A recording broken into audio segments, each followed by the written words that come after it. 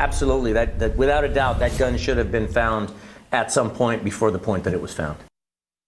Protocol in question. A 19-year-old suspect shot and killed himself inside the Bexar County Jail today. A little over an hour ago, we found out that team's name is Jesus Gonzalez. When we first reported this at 5:30, we told you KSAT does not typically report on suicides, but we found it important to explain why people in the area may have heard a gunshot coming from the jail today.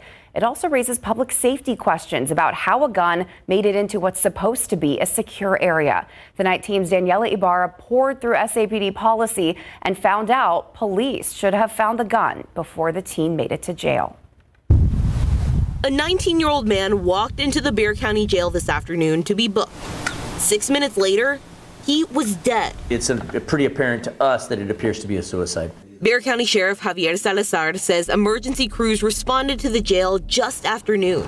He says the teen, now identified as Jesus Gonzalez, was charged with domestic violence choking, a felony. By our policy, we strip search all inmates that are brought in on a felony. He says Gonzalez pulled out a gun during the strip search and shot himself. How did the gun get in there? It's a secure facility. I mean, literally nobody is armed, not even us. So absolutely, the weapon should have been found before it got to that point.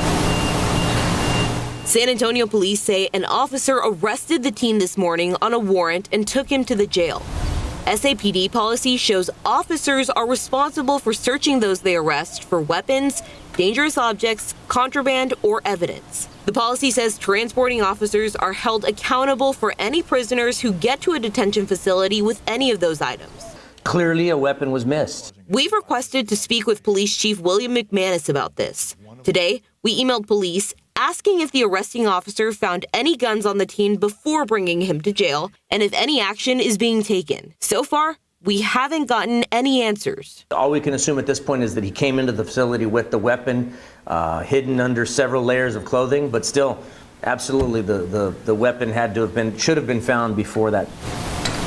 The sheriff says the deputy who witnessed that shooting is being placed on administrative duty per mental health policy.